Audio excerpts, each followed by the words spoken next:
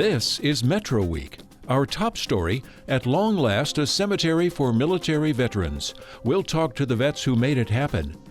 Then our Journalists Roundtable analyzes the week's news.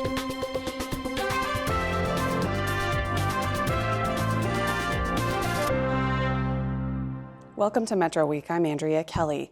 The Tucson metro area has thousands of retired military veterans, but no cemetery reserved for them until this weekend, when the Veterans Cemetery in Marana will be dedicated. The effort was years in the making, and its result holds significance to area veterans and their families.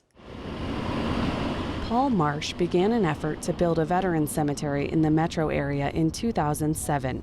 He's a former Pima County supervisor who worked through the state and federal governments to get the project done. This weekend, he'll see it open. And the one thing that I like about it is the huge, tall flagpole we've got right at the administration area. Yes. That's very critical, and we're going to have that lit. And that's where all of the events will be held in the future, including the Memorial Day event, right? Yep. Good, good. The Kai Family Foundation, longtime farmers in Marana, owned the land and donated it to the cemetery. It's nestled in between farm fields and Interstate 10 and is within sight of Pinal Air Park. The cemetery is 32 acres, and the first phase will cover nearly half, 15 acres. The State Department of Veterans Services will own the site, and it expects about 650 interments a year. The first phase will have room for about 1,800 burials and about 3,500 cremated remains. Support buildings on site include an administration building and a maintenance facility. Services for veterans will be held at the committal shelter, which is behind the flagpole. The state says that helps ensure family safety and provides space for military honors. There are also columbariums for cremains. The cemetery is expected to have a capacity of about 100,000 veterans, primarily from Pima and Pinal counties. When we visited the cemetery, we couldn't go on the grounds because it had not yet been turned over to the state. It was still private property, still under construction. The dedication is Saturday at 10 a.m., and the cemetery will be open every day after that from 7 a.m. to 5 p.m. The two men who were instrumental in getting the cemetery built met us on site to talk about what it means to them. You'll notice the ribbons and medals around their necks. Those mean they've each been inducted into the State Veterans Hall of Fame for their service to their community after their service to the country. I want to start by asking why you wanted to do the work to get a cemetery here in Marana. What does it mean to you personally? Well, I was at a veterans cemetery funeral, and the end result was I couldn't figure out why this gentleman was not being buried in a veteran cemetery. And a little bit of looking that I started out, we don't have one. And that's why I got into the effort of deciding to get us a veteran cemetery for this community, because Tucson's metro mountain area does not have one. This will be the first. When you consider the size of Tucson, Tucson proper, which is about 500,000, and Pima County, about another 500,000 roughly, that means 1 million people not being served.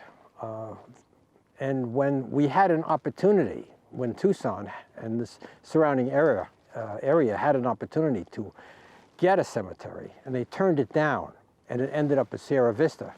When I found out about it, because I haven't lived here as long as Paul has, I moved to the Tucson area in 2003, I was absolutely horrified. I've been active in veteran service organizations for a long time, and when I learned that there was no cemetery, I was greatly surprised. And then when I found out years later about Paul's effort, I volunteered to help in any way that I could. But Tucson needed it desperately. Sierra Vista is a great town, but there are only 35,000 people there. And with the roughly 1 million people in Pima County, and add in another 300,000 or 400,000 people in Pinal County, you're looking at a goodly number. And it would be strange for a population of this size not to have a cemetery, its own veteran cemetery. And so I'm glad that I learned that Paul was doing what he did. For the non-veterans here in the county area, why is it more significant to be buried amongst veterans? For veterans like yourself, why would that matter differently than any other cemetery? Well, we're a veterans town. We have an air base here that's very strong, and we have a great population of veterans, and they're intermingled with the community to the point where sometimes you don't know who a veteran is. It could be a standard citizen. So we're working together, and we're making every effort to make this a community effort, and I think we have. Tell me about when and where you served. I was in the Army Medical Corps from 1952, July, to June of 1954. I served in the Air Force, and I was in an intelligence unit in the part of the Strategic Air Command, known as SAC. And the commanding general was a man named Curtis LeMay. You might have heard of him. He was the Air Force's answer to George Patton, Army's George Patton. And I served on his staff, and that in itself was an experience. And when I was an enlisted man. I was then called an Airman First Class. Today that rank is called Senior Airman, a buck sergeant in other words. And what I did was well, a bit unique. I evaluated, located and evaluated and analyzed potential secondary airfields for the Air Force in case we went to war with the Soviets. This was at the beginning of the Korean War. And at that time, we didn't know if the Russians would enter the war or not. We wanted to be prepared. And so I was able to do that by using information that was sent to me by one of our major agencies here in the United States after they were able to speak with repatriated German soldiers. Mind you, this was 1951, 52. This was 7 years, in some cases 7 years after World War II ended, and the Russians still kept a number of German prisoners of war in their gulags.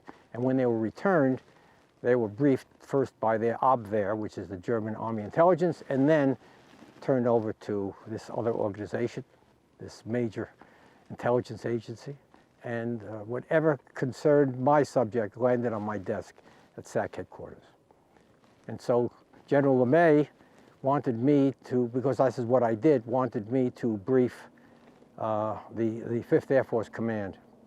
And so I was sent to Korea on TDYs, about 6 or 7 of them, a total of 403 days between late 51, early 52, and 53. Between that roughly 2-year period, I spent, as I said, 403 days in Korea on these TDYs, ranging in length from 2 weeks to 2 months at a time. And you also served in the Korean War. In the Korean War, yes, ma'am. What did you do? I was in the Medical Corps. Yeah. Urgent first aid, emergency situations? Not to a great degree, no. No, we were kept busy, needless to say, but once in a while we would have an emergency, but not that critical. Do you both plan to be buried here? Yes. Or cremated here? Yes, ma'am. Who can take advantage of that opportunity? Is it limited to people from a certain area or who served in a certain area? Who can be buried or cremated? Any veteran can take advantage of it, particularly in the state of Arizona. He doesn't have to be from Tucson. However, because of the fact we did not have a cemetery here, most of them, I'm sure, will be from this general area. But it's for the veterans. Can you talk me through a little bit of the process of creating this? What work you had to do with the State Department for Veterans Services and getting the funding for it? What was the process? Well, the city of Tucson is divided. A portion of it is in a 75-mile radius from Sierra Vista, which means to say that those people in that area should be going to the Sierra Vista Cemetery. And the other one to the north of us, of course, is the Federal Cemetery at Phoenix. Between those two circles at 75 miles sits Marana. We don't have that problem of running into that 75-mile problem. So we decided on Marana, and very fortunately, we had a gentleman and a family donate some funds for that particular purpose with this land that we're standing on right now. And that's where it began. We had many roadblocks and detours along the way, as you probably can imagine.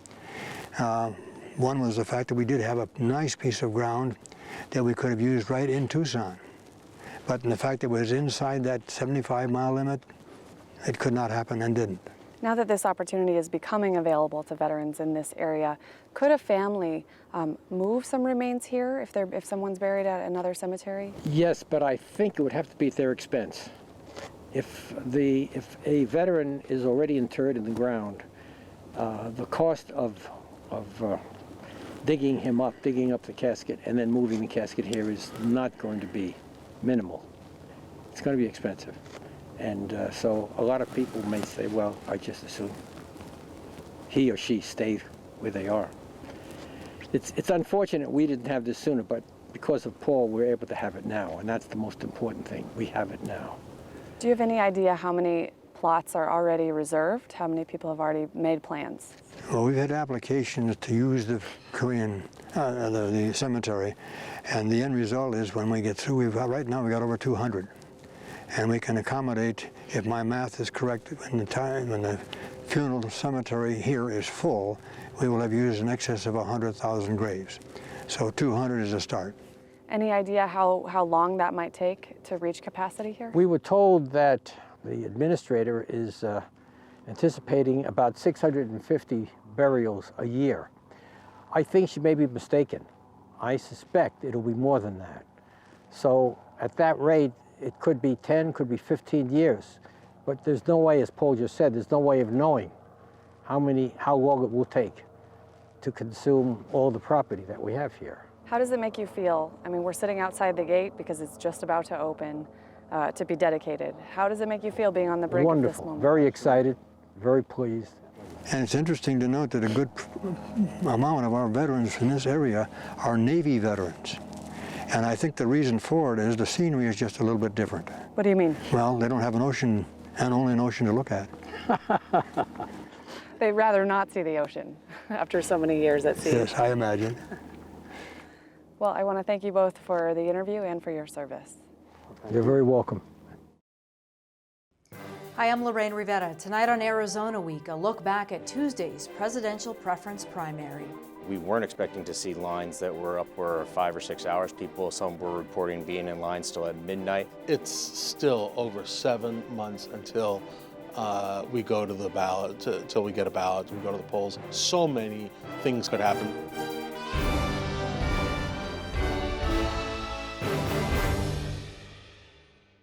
Now our Journalist Roundtable. Joining me in the studio today, Astrid Galvan of the Associated Press, Dan Shearer of the Green Valley News and Sahuarita Sun, and Christopher Conover of Arizona Public Media.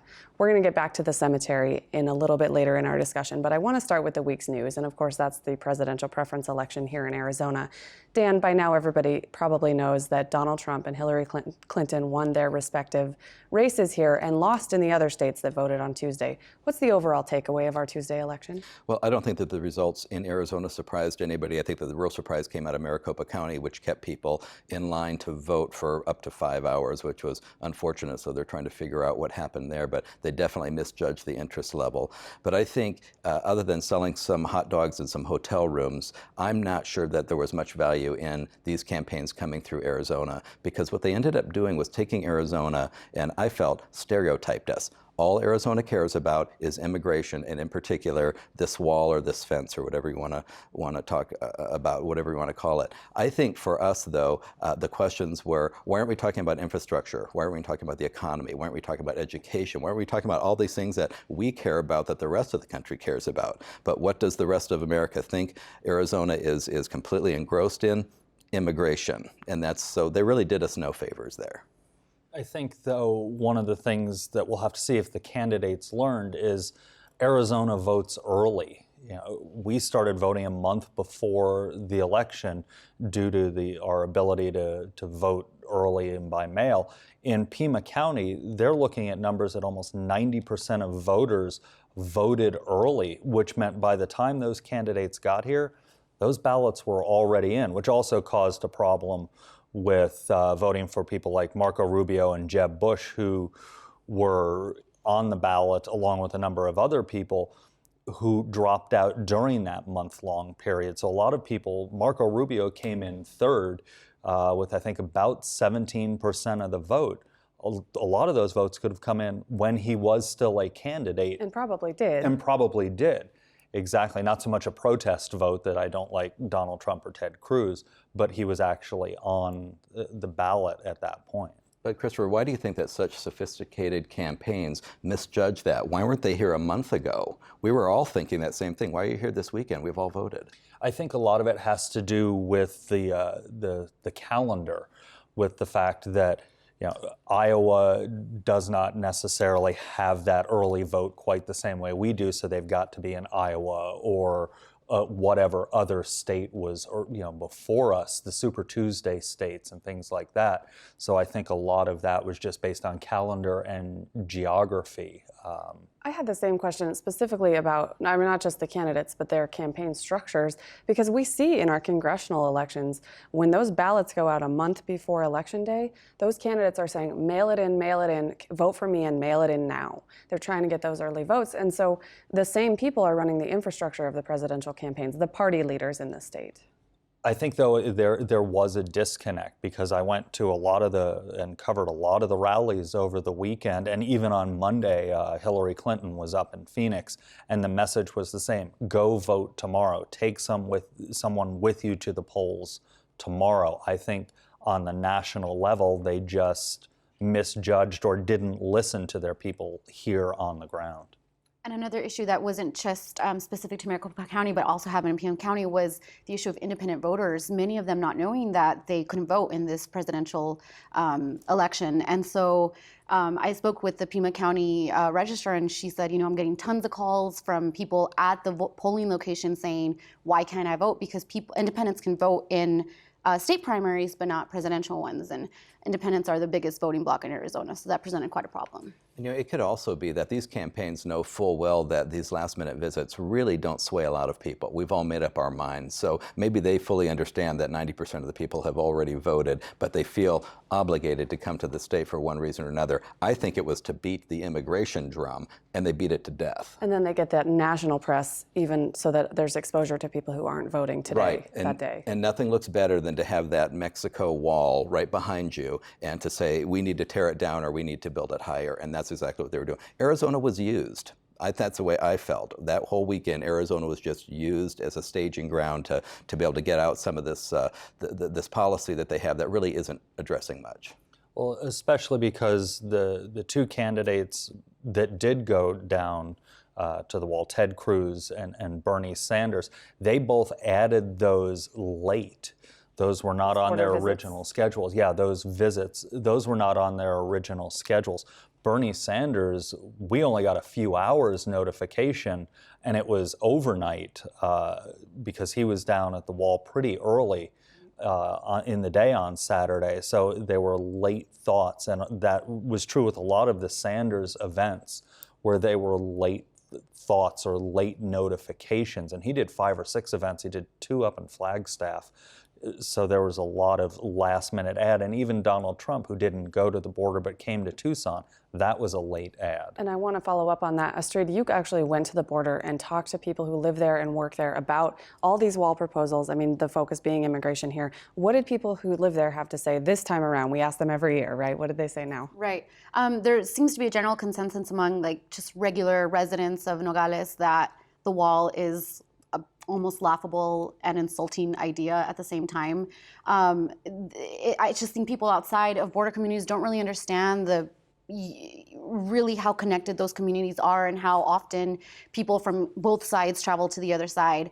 But then you have the ranchers whose ranches back up into the border, who deal with a lot of drug smuggling, human smuggling, on a face-to-face encounter often, and they're, very pro-wall. So there's quite a difference between how average, regular residents feel and ranchers who are, very much affected by illegal activity at the border. And that's why a lot of this was so insulting, is that they try to come in with this very simplistic approach. Do you know that 80% of the retail tax dollars that come into Nogales, Arizona come from Mexicans who are just walking over and buying milk or bread or whatever they're buying? But then it is an issue when you have these illegal immigrants coming through and causing some havoc too. So there are some dangers there, but there are some great value of that. So to say to build the wall taller or to tear it down and then leave does absolutely nothing for us. It's a very nuanced issue, and it can't be simplified. Which is why I think they maybe were playing to the national audience as opposed to the Arizona audience when they were Absolutely. here. Everyone's trying to be tough, and immigration is a great thing to be tough on. Back to the logistics, Christopher, Dan mentioned some of the issues that Maricopa County saw, and notably, actually, from my perspective, we usually see after Election Day a lot of ballots left to be counted in Pima County. This year, it doesn't seem like that's the case. What made the counting easier at this election in Pima County? I think what made it easier was the fact that, and we're still counting ballots at this point, they should finish. I talked to Brad Nelson, the Pima County Director of Elections. He was estimating Saturday, maybe Sunday, it will be finished. But I think what made it easier is 90%, give or take, they were still working those numbers, of people voted early. So what they're counting now are those provisional ballots of folks who went to the polling place and had a problem. Maybe they were just at the wrong poll. There were, it seemed like reports, as Street mentioned, of a lot of registration questions, be it independents who changed their way from independent so they could vote, and it didn't get changed for whatever reason, or independents who just showed up not realizing that they couldn't vote in this and cast a provisional ballot anyway. But I think a lot of it was because people just mailed them in early this year. And what's next? We mentioned the Maricopa County lines, and then we did hear about registration questions or issues in Pima County. What's next to try and solve these issues for next time? Everybody has jumped in, and by everybody I mean state political leaders, on the we need an investigation train. Secretary of State Michelle Reagan, who oversees elections in Arizona overall, her office is formally looking into what happened. The Attorney General has chimed in. The governor chimed in, said maybe we need to change the law to allow independents to vote in the presidential preference election because they can vote in all the others.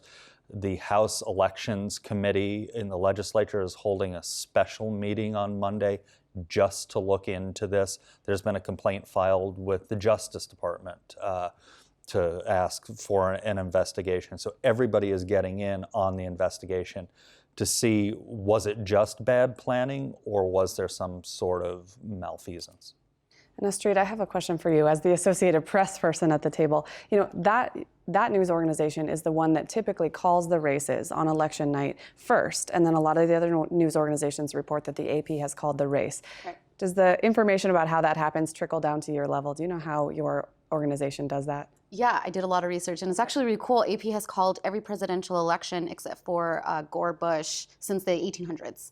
And so basically the AP has a bunch of stringers in virtually every county in the United States. They get the vote counts from the county clerks, and then they call them into our kind of tabulation center.